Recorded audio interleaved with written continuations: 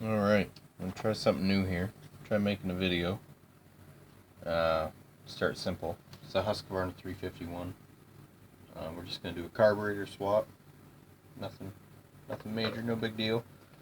Start to take the clips off. Cover lifts off. Twist the filter. Remove that. Sometimes this pressure from the gas tank. So I use a pair of hemostats. Just pinch the line off. And pop that off like that. Don't wipe out the camera. Next you want to take off the throttle rod. There's a little wire clip right here that you just pop out and it rests up top. Fully depress the throttle. Hold the butterfly with your finger. Slide the throttle rod back and out like that. Pull up on it. Pull the bellows and throttle rod out in one piece. Disconnect your kill switch wires. It just slides in like that. I like to tuck them underneath. There's two rubber grommets here. There's one here, one here. This one's easier to get to, so I do that one first. Just pull that back. The other one will slide right out. Next, you've got two 4mm Allen bolts that thread into the intake. The intake is plastic on these saws, so make sure when you retighten them, you don't tighten down too hard. Oh, wrong bit.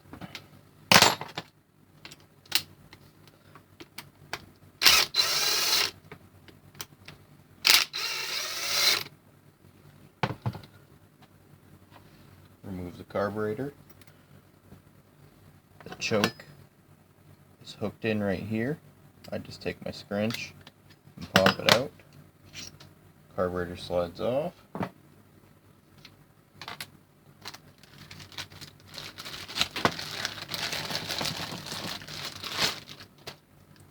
Now, this is a used carburetor that I know is good. The issue I was having with this carburetor was whoever removed the limiters, but when they did, they bent one of the screws, and I was having no response from the idle screw whatsoever.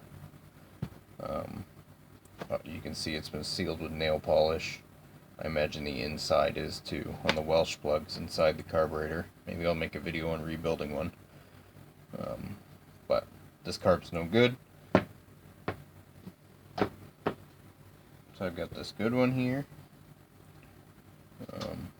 It's got the newer style adjustments on it. There's different styles for this series of saw. This is a non-primer saw. The primered versions have an extra nipple coming out of the carb. Usually they're right here. You can use those on the non-primered saws. You just have to cap off that extra primer nipple. But enough of that. Slide that back together. And then put the choke back in. I like to put the bolts flush with the outside of the carb. And I put the carb into the rubber grommets first, just to kind of hold it in place. If you use an impact, this is just a regular 18-volt Ryobi. Make sure it's variable speed, and be very careful when you're putting things back together, because you can strip them out, especially these plastic intakes. So what I do is I'll just go gently until it clicks. Click. Take it out. Put a T-handle on my bit, and I do it by hand. Just snug. That's good. That's good. Reconnect the fuel line.